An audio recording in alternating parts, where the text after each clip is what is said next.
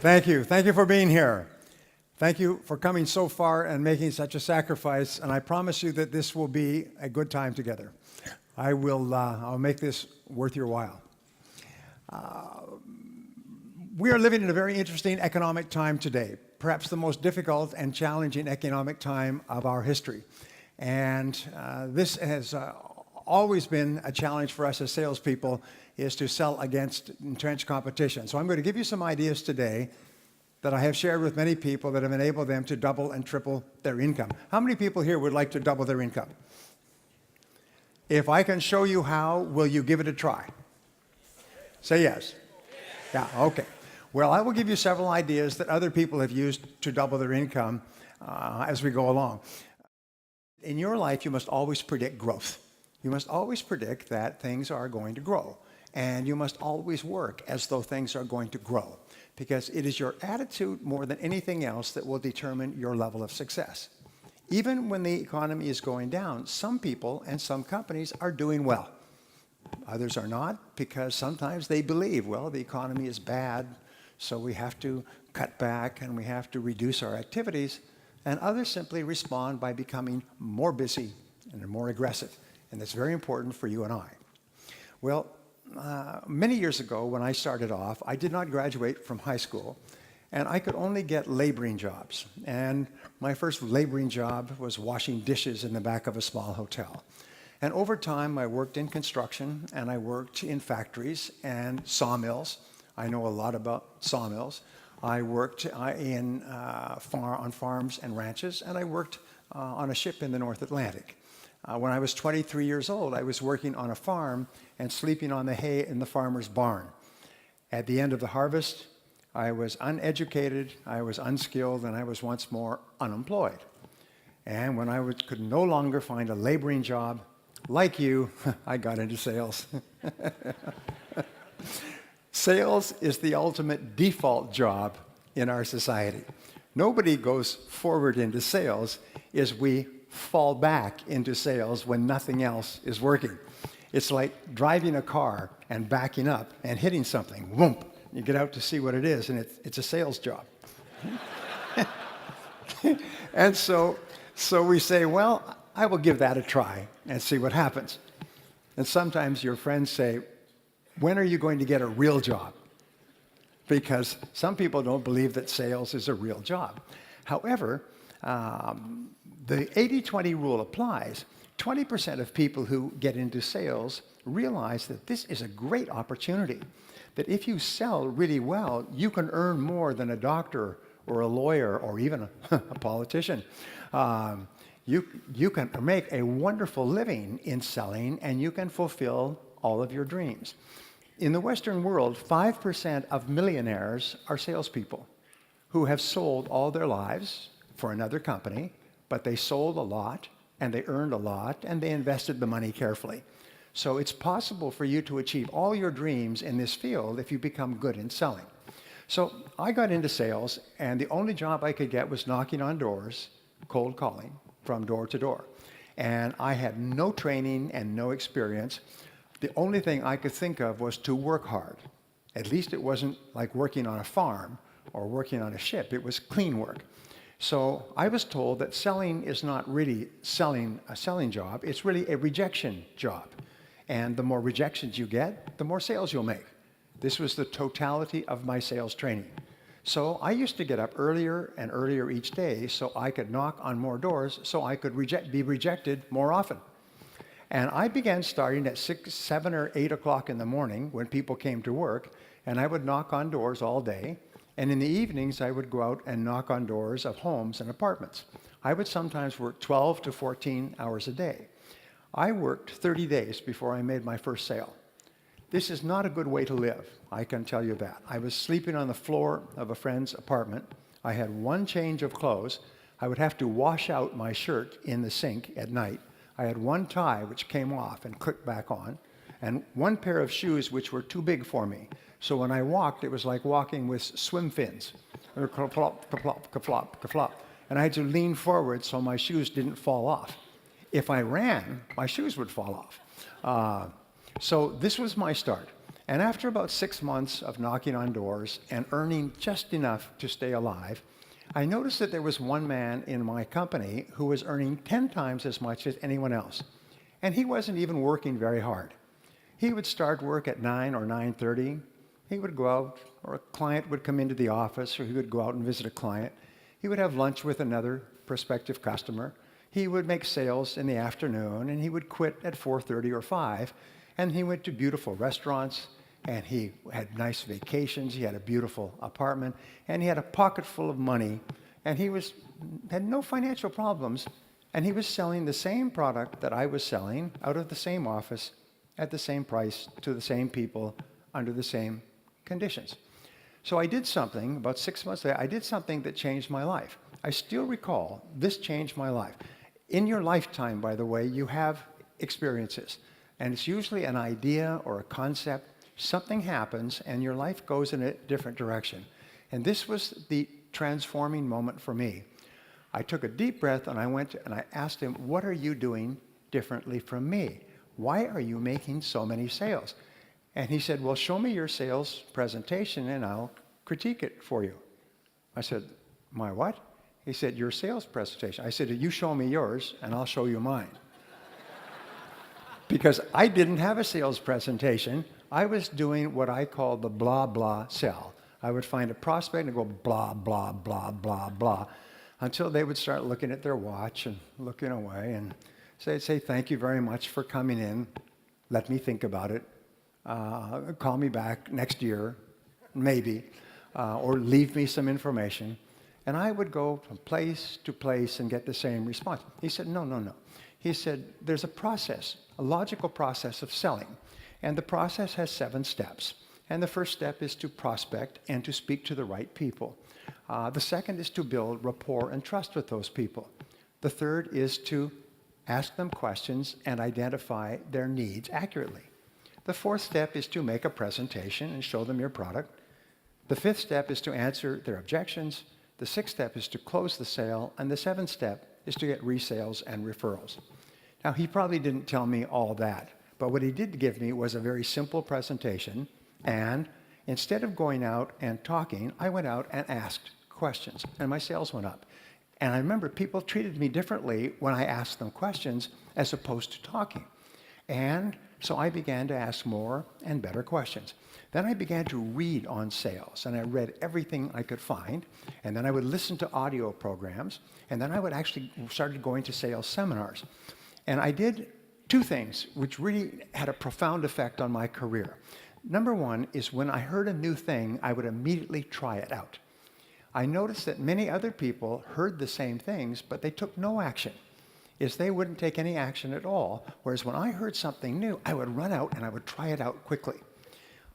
Number 2 thing that I learned is that nothing works. Even the best ideas don't work. At least they don't work the first time. And sometimes they don't work the first 5 times or the first 10 times. So I made a resolution that if I heard a good idea, I would try it 5 or 10 times before I passed judgment. 10% of people think about what they want and how to get it most of the time. They think about what they want and how to get it. So I'm going to give you a simple word that you can use for the rest of your career, which will double your income. And the word is how. Say how. Okay. From now on, whenever you have a goal, the only question you ask is how. Whenever you have a problem to solve, the only question you ask is how. If you have an obstacle to overcome, the only question you ask is how. Now, the wonderful thing about the word how is that it triggers ideas, and the ideas are all for actions that you can take immediately. And when you take those ideas, you start to get feedback, which enables you to correct your course and take even better steps to achieve your goals. So the average person, when they have a problem, complains and blames other people about the problem. Top people, when they have a problem or goal, they simply say, how can I achieve this goal? And they try this, and they try that, and they try something else, but it never occurs to them that they will not eventually be successful. So they think about what they want and how to get it most of the time. But what we found is people in the top 10% in every field think in terms of their hourly rate. How much I earn each hour. Now, this change in thinking changes your entire life. I know because I've taught this principle to thousands of people who literally transformed their lives and their incomes almost overnight. If you think in terms of how much you earn in a week or a month, well, then you have a natural tendency to waste time during the day. Monday is a slow day. You're recovering from the weekend. Tuesday, you start to work. Wednesday, the week is almost over. Thursday, you start to slow down. And now it's Friday. Who gets anything done on Friday? We'll do it on Monday. And so people's ability to produce drops. And since 80% of the population thinks like this, if you're not careful, you'll find you are surrounded by people who waste time. The biggest time wasters in the world are other people who want to waste your time. And the way that they waste your time is by talking. Talk. No work, just talk. Or play on the computer, or phone home, check the movies, go shopping, drink coffee, start late, leave early, long lunch hours. How am I doing so far? Does it make you uncomfortable? Say yes. Because it starts to become a habit. Remember, human beings are always trying to do what is pleasurable and what is comfortable. And over time, they do more and more pleasurable things, which are talking to your friends and having coffee and going for lunch. And soon, the average person is not working at all. So when you start thinking in terms of your hourly rate, it transforms your life. And what we have found, and we talked about this morning, is that in terms of your hourly rate, there are only 3 things that you do that account for 90% of your income. In every field, it's always the same. There's only 3 things. When you think of your hourly rate, you have to think of what we call the law of 3. What are the 3 things that you do that pay you the highest hourly rate, that pay you the highest potential income? Well, Columbia University did a study some years ago, and they found that the average salesperson works only 90 minutes a day. The average salesperson spends all of their time warming up and resting, warming up. The average salesperson makes about 2 calls a day, 1 in the morning, 1 in the afternoon. And in between, they're getting ready, and they're making excuses, and they're drinking coffee, and they're reading the paper, and they're checking their email, reading spam, and so on. But they only work 90 minutes a day. And they did that first study in 1928. They've upgraded the study year after year. The latest one was about 2008. Average salesperson still works 90 minutes a day. And so all sales incomes are diluted down to 90 minutes a day. So we find that there's only 3 things that you do that pay you your desired hourly rate. And they are prospecting, presenting, and closing the sale. Finding new people to talk to, talking to those new people, and getting them to take action. I was working for a large company at the beginning of this recession, and they said, we're bringing you into our annual convention to talk to our 350 salespeople, national company, and I asked them a lot of questions, which I do, and one of the questions was, what are your feelings about business for the coming year? They say, our business will be down by about 30% this year because of the recession. I said, well, why don't you set a goal to increase your business by 30%? They said, no, that's not possible. Don't you read the newspapers? We are in advertising. Business is down, and business is going to be slow, and we're adjusting to that. I said, well, you know your salespeople only work 90 minutes a day. Why don't you just get them to work 3 hours a day, and you can increase your sales rather than decrease your sales? And he said, no, that's not true. Our salespeople are professionals. They have an average of 11 years of experience. These people have been in the business for a long time. He said, they couldn't possibly be working 90 minutes a day. They work all day long. I said, no, they only work 90 minutes a day. So this is not a good way to start a business relationship. So he said, I've never heard that number. I said, well, unfortunately, it's true. I said, I have a suggestion for you. At this seminar, why don't we hand out stopwatches to all the salespeople, and I'll explain this principle, and then we'll track their workday. So at the seminar, I introduced them to a stopwatch. It costs maybe 5 or 10 euros, and got them to agree that for the next month, every salesperson, when they went in to see a prospect, they would click on the stopwatch, and when they went out, they'd click it off, and they'd just keep clicking it, and it would keep adding up. At the end of a day, they could see how many minutes they'd spent with customers. And at the end of a week, they could see how many minutes. And they said, great. So the seminar was very successful. And I also said one other thing to this group. I said, you know that 80 or 90% of your prospective customers have never heard of you. They do not know that you exist. They do not know that your product or service can help them. They have no idea. So you can never approach your entire prospect market. So a month after the seminar, about 5 weeks, I got a letter from him. And it said, dear Braian, he said, I'm writing to thank you for your seminar. He said, I have to apologize. He said, the salespeople reported their numbers from the stopwatches at the end of 30 days, and we found that the average salesperson was spending 90 minutes and 42 seconds a day with customers. He said they have all agreed to increase that to 180 minutes. He said our sales are going up at a faster rate than ever before. This recession is not affecting us at all. A year later, he wrote back and he said their sales were up 30% over their best year in history because the salespeople started calling on people they'd never called on. Natural tendencies to keep calling back on your old customers. They started calling on new prospects and spending more time doing it. Well, what I do is I call this face time. I call it the critical measure of your success, is how much time do you spend face-to-face with customers? And that's the key to the stopwatch idea, is if you can increase or double the amount of time you spend face-to-face with customers, my promise to you is you will double your income. You see, you cannot control where the sale is going to come from. You cannot control the sales result, but you can control one thing. You can control your sales activities. If you control your sales activities, you put yourself under what is called the law of probabilities. The law of probabilities says that by doubling the amount of time you spend face-to-face with customers, you double the probability that you will increase your income. And so you have total control over your income. Just go and call on more people. Just spend more time face-to-face. If somebody calls you in the office, they should never be able to find you in the office. Do you know why? Because there's no customers in the office.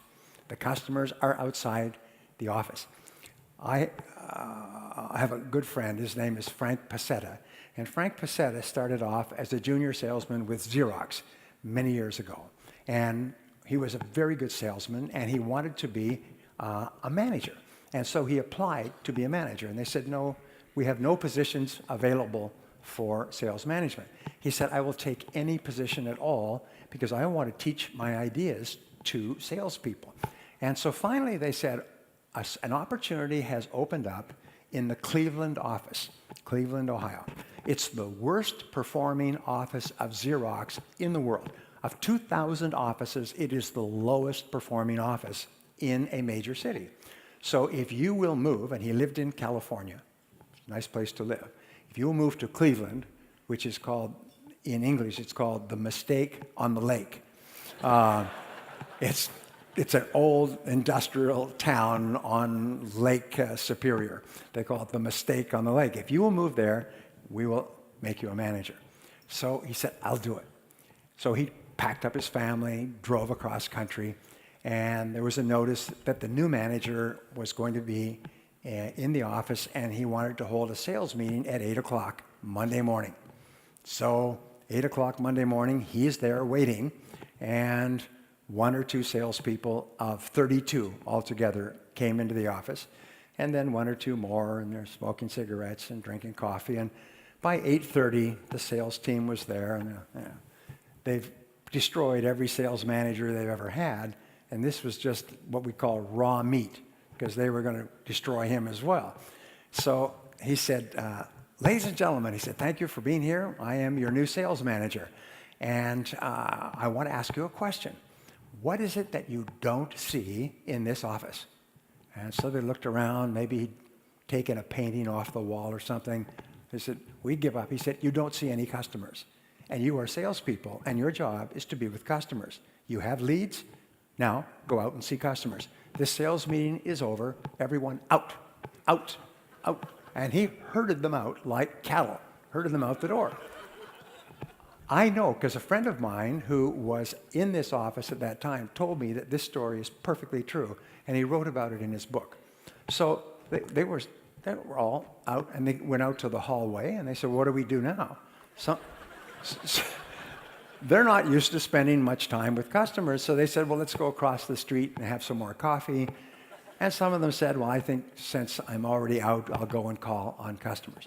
So the next day, they came back, and he had announced there would be a sales meeting every morning at 8 o'clock. The next morning, they came back. This time, they were a little bit more punctual. And they came in, and all the desks and chairs were gone. He'd had a moving company come the night before and move them all away. And so they were standing up. And he said, now, you notice there's no desks or chairs. Yeah, so we're going to have our sales meetings standing up. Over here, there's 3 offices which have locks on them with desks and chairs.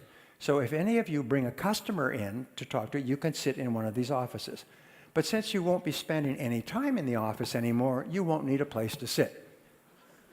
And this sales meeting is now over, so out, go and call on customer. Well, this was his strategy. In the next 30 days, of the 32 salespeople, 12 quit. They told him that he should go and multiply by himself. I don't know if we have that expression in Finnish. Some of you didn't get that, but some of you did. All right. And the others, though, started to make more sales. And since they're highly commissioned, they started to make more and more sales, and they started to get really motivated by making sales. And then he began to have a sales training lesson every morning, and talk to people and work with people and go out with people and come back in with people, and the sales went up. Within a year, within 1 year, it was in the top 500 offices in Xerox. Within 2 years, it was the #1 office in Xerox. The salespeople in that office were earning more per person than any other office in Xerox worldwide. People who worked with him, who I have met, still talk about those being the great days. And the only strategy was forcing salespeople to go out and spend more time face-to-face with customers. And you can do that yourself. You can be your own sales manager and use the one infallible, totally controllable strategy in the world: spend more face time. Human beings are very much, they have what is called a cybernetic guidance mechanism, like a guided missile. A guided missile is fired at the target, and even if the target moves, the missile takes feedback and adjusts its course and hits the target. You have a cybernetic mechanism where you are learning. You are a learning machine. The more activities you engage in, the faster you learn. And pretty soon you become so smart that you can hit the target almost every time. I've worked with people, great stories, who were making 1 sale out of 10. That means that they were getting rejected 9 out of 10 times, but they kept on, kept on. When they learned proper sales techniques, they started to make 2 sales out of 10, 3 sales out of 10, 4 sales, 5. One gentleman in my course came 1 year, came back the following year. He was making 9 sales out of every 10 calls. His income went up several hundred%. He went from living in a small house to living in a large house. He'd been in sales for about 12 years before he learned how to sell professionally, and his sales exploded because you can't get worse at selling by doing it. You can increase the percentages, but the way you do it is you collect more no's. So your job now is to see how many no's you can collect each day. Just be polite, be friendly, be charming, as you already are, I'm sure, and just collect no's all the time. The more no's you get, the more successful you'll be. I taught this to a company recently, and they were using telemarketers. And they would start at about 8:30 in the morning, telemarketing, but the telemarketers would get burned out. Most telemarketing shifts are only 3 or 4 hours because telemarketers get burned out psychologically from all the rejection they get. So they put in a little contest. They had a gift certificate for lunch, and whoever got 10 no's first in the morning after they started would get a free lunch paid for by the company.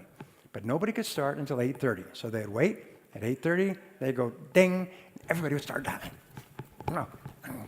And they would start dying and get as many no's as they can. And finally, one person would get 10 no's. Usually took 20 or 30 minutes, and he'd ring a bell, ding, contest over, he would win this prize. And then somebody else would come back and say, well, I would have won, but somebody wanted to buy. And it took up all my time.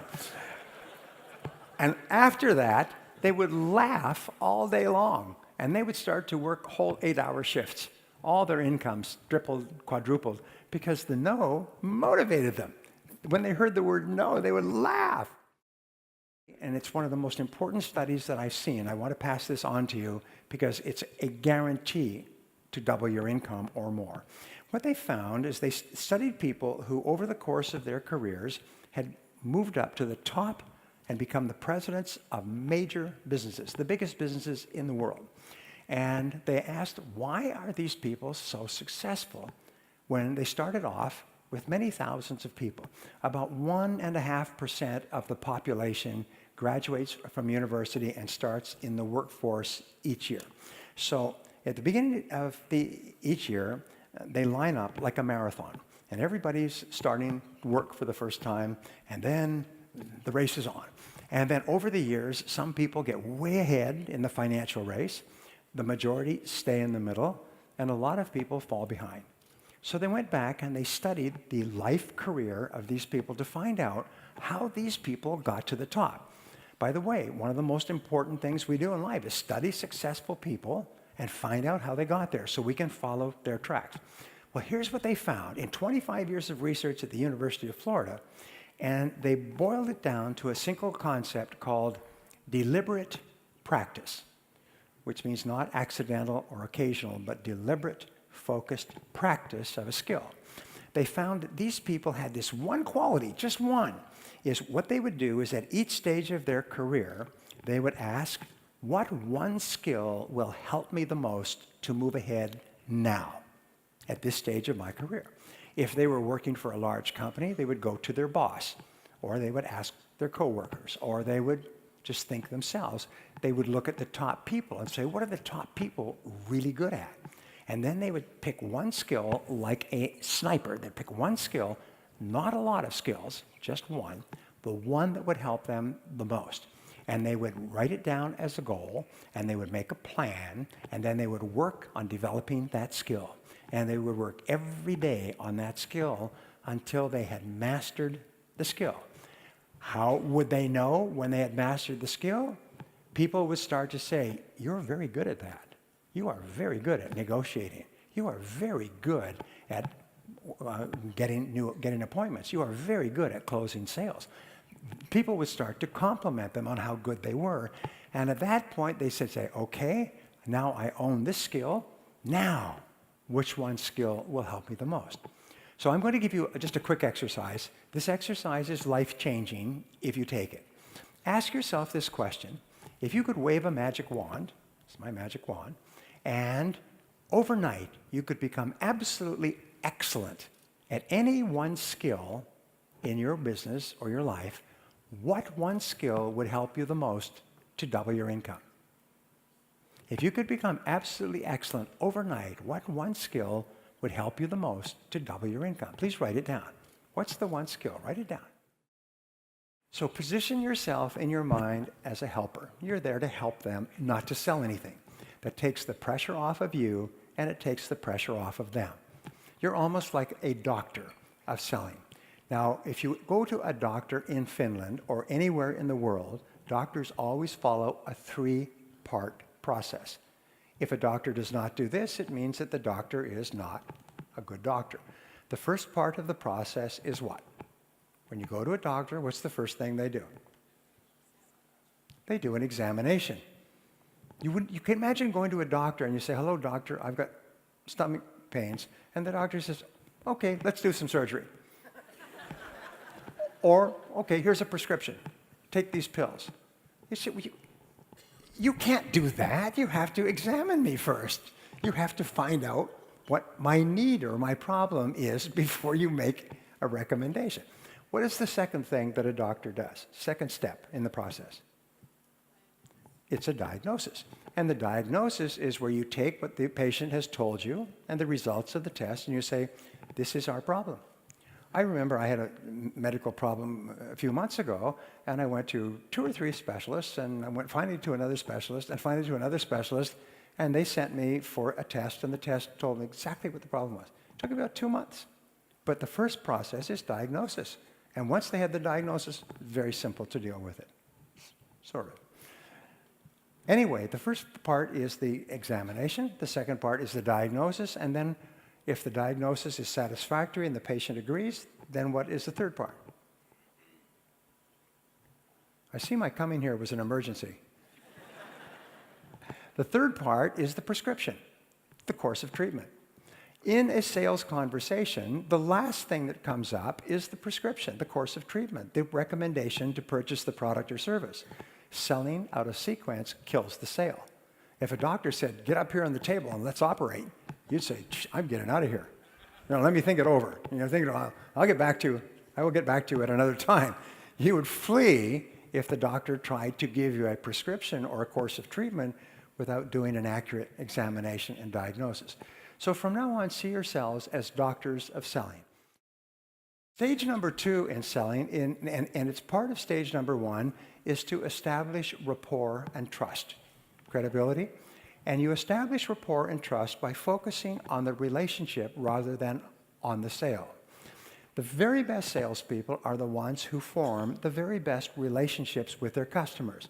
They make it clear to their customers that they like them and they care about them, and they ask them questions. At the Harvard Business School, they came to this conclusion a few years ago that in the 21st century, all selling would be relationship selling. All success in business will be based on relationships. Your very best customers, I can tell you, are the people that you like and the ones who like you. 85% of your recommendations and referrals will come from people who like you and people who feel good about you. So focus on the relationship and the sale will take care of itself. If you aim at the sale or you think too much about the sale, what will happen is you will have neither the relationship nor the sale. So how do you build a high-quality relationship with other people? Well, here's the rule. The rule is that listening builds trust. Customers want a relationship before anything else, and listening builds trust. So how do you get a chance to listen? The key to making sales is to ask questions. And the very best salespeople are simply those who ask really good questions. Now, the second part of listening is to pause before replying. Is when the person stops talking, pause. Allow silence in the room. You see, we say that selling takes place with the words, but buying takes place in the silence. If the customer does not have enough time to process, then what happens is they don't have enough time to buy.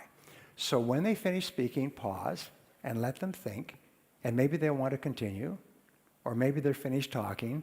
But when you pause, you tell the person that what you said is very important, and I'm thinking about it before I respond. If a person says 1, 2, 3, and you say 4, 5, 6, A, B, C, D, yeah. If you respond immediately after a person has finished speaking, what are you actually saying? Is I don't care about anything you said. I was just waiting for a chance for me to speak. But when you pause, you tell the person that you really care about what they're saying. Step number 3 in listening is to feed it back in your own words, is to question for clarification. Never assume that you know what the customer really means. The most powerful words in sales in every language are the words, how do you mean? Or how do you mean exactly? I'm doing this, or I'm doing that, or I want this, or I want that. Well, how do you mean exactly? It costs too much, or I can't afford it. How do you mean? Whenever you ask the question, how do you mean, the customer will expand and give you more information. And then you can say, well, how do you mean exactly? Every time you ask the question, the customer will tell you more information.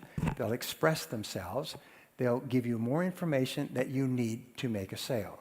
And each time you ask a question, you get a chance to listen, and listening builds trust. The fourth key is to feed it back in your own words. Is don't just jump in with an answer. Say, well, let me be sure I understand what you're saying. This is what you're doing now, and this is what you're trying to do in the future, and this is your concern or your question. Is that right? And they'll say, yes, and this is proof that you were really listening. And people are immensely flattered when you can feed it back in your own words. So those are the 4 keys. Listen intently, pause before replying, question for clarification, and then feed it back in your own words before you speak. So I'll give you a technique, by the way. This will double your income. This technique is so powerful. It's been found that the top 10% of salespeople in 32 industries use this technique. And you teach this technique to people, and they won't use it. But in every audience, I say, does anybody use this technique? And there's always be somebody. I'll say, how does it work? And they'll say, it's like their seat was electrified. They'll go, customers love it. I mean, and it's a very simple technique. It's called the agenda close. The agenda close is where you close the person on an agenda. So, for example, what you would do is you would say, Mr. Prospect, I know how busy you are, so I've prepared an agenda for our meeting. That now positions you as a professional. It positions you as a consultant. An agenda. You see, only professionals use agendas. Non-professionals go in and just talk. So what you do is, I've prepared an agenda for our meeting, and you take a piece of your stationery, this is Nordic Business Forum, and you write agenda for meeting with the person's name, correctly spelled, very important, and the time and date. And then you have 5 or 7 questions. Odd numbers are better than even numbers. 7 is one of the most powerful cosmic numbers. So I always think in terms of 7s. So you have 7 questions. And so I've prepared an agenda for our meeting, and you space the questions over the page so a person can take notes. You write it in large print so a person does not have to get a magnifying glass to read it. And then there's 1, 2, 3, 4, 5, 6, 7. Well, customers are astonished. They take it like this, and it's got their name and their time and their business on it. And they sit, and then you have a copy yourself. You say, if we can just go through these questions, then you will know and I will know if this is a good idea for you or it's not. And at the end of the series of questions, you say, well, it looks like what we're offering and what you need seem to fit together pretty well. Can I show you some of the details? And then you shift gears and you shift into the presentation. Now, just like identifying needs accurately is the turning point or the hinge on the gate or the door, the presentation is where the sale is made. You make the presentation by presenting your product or service in a special way. And this is worth $1 million to you over the course of your career. This one piece of advice is, people don't care what your product is. They don't care about you. They don't care about your company. They don't care about the background of your company, and they don't even care what the product is. People don't care. The only thing they care about is what this product or service does for me. You know, if you have a little child, the child says, me, mine, me. All customers care. They're just children with better excuses. All they think about is me. What do I get? What's in it for me? And what they want is, they want a change in their life. They want an improvement in their life, a result, a benefit, or highest of all is a transformation. They want to be transformed. There is an ABC theory of motivation that applies to selling. And A in English stands for antecedents, or what happens in the past. B stands for behavior, and C stands for consequences, what happens as a result of buying. Here's the rule. 15% of buying behavior is determined by the past. 85% of buying behavior is determined by the anticipated future. What is going to happen as a result of me buying? So, as we say, if you are selling a tour to the Canary Islands, spend 90% of your time talking about the destination and only 10% talking about the plane that you fly to the Canary Islands in. Most salespeople spend 90% of their time talking about the plane and only 10% of the time talking about the destination. Imagine if you went to a travel agent and you said, I want to take a vacation to the Canary Islands. And they said, well, let me show you how this plane works. And they take out a diagram of the airplane you're going to fly on and how you walk up the rampway and where you sit and the food they serve and the movie. You think, I don't want to hear about this. I just want to know about the islands and the palm trees and the ocean and the warm water and so on. So talk 90% about the change that will take place in the customer's life. Now, going back 6,000 years to ancient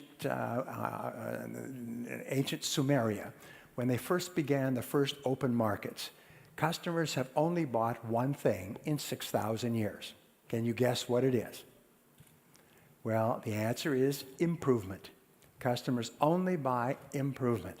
The reason they buy is that they feel that the quality and quantity of the improvement will be greater than the cost and the trouble of using it or learning how to use it. When you answer objections, write down and say, what are the objections that I normally get? What we find is that no matter what you sell, there's never more than 6 objections. And we call this the law of 6. And sometimes there will be several price objections, several utilization or quality objections, or several aesthetic or color objections. But your objections will categorize into roughly 6 groups. And then what you do is you just develop a powerful answer for each objection. I've known salespeople who've gone from knocking on doors to earning more than $1 million a year because they became brilliant at answering objections. The top salesman in the world for many years was a man named Ben Feldman, Guinness Book of Records. And he answered objections so beautifully that he would give courses and people would sit on the floor like children around a campfire. And he would say that when the prospect says this, here's the answer. People went out and made millions of dollars in sales because they learned how to answer objections the way Ben Feldman did. So think of every objection you get and say, what's the very best answer for this objection? And so when the customer brings it up, you say, that is a good question. And you answer it with your pre-prepared answer, and the objection just disappears, like cigarette smoke. If you're getting objections, we say there's nothing wrong with losing a sale because you could not answer an objection. But it is unforgivable to lose a sale twice because you still have not found an answer. If you don't know how to answer a particular objection, whether it's price or quality or something else, ask other people. What do you say when the customer says this? In your office, someone has come up with the right answer. Call the top salesperson in your industry, even in another company, and say, what do you say when the customer says this? And if there's an answer, they'll say, this is what we say. But you must find out the answers. Part number 6 is closing the sale. And closing the sale is simply, I'll give you the simplest of all closing techniques. It increases people's sales by 5 or 10 times, and it's called the invitational close. The invitational close says that when you have made your presentation, you ask the customer this question: how do you like this so far? If the customer says, well, it looks quite good, you say then, why don't you give it a try? Why don't you give it a try? When you ask a customer the invitational close, most powerful closing technique ever discovered, why don't you give it a try? The customer can only say, well, sure, I'll give it a try. Or they can say, well, no. In which case, you ask, why not? Why not? Now, a second closing technique is called the reverse close. And when a prospect says, why don't you give it a try? And the prospect gives you an answer, you say, if we could take care of that for you to your complete satisfaction, would you give it a try? So you say, if we could, would you? If we could satisfy you on that, would you take it? The prospect says, yes, if you could satisfy me. You say, then what would it take to satisfy you on that point? The most important word in life for success, the most important word in sales is the word ask. Ask politely, ask confidently, ask warmly, ask charmingly, but ask for what you want.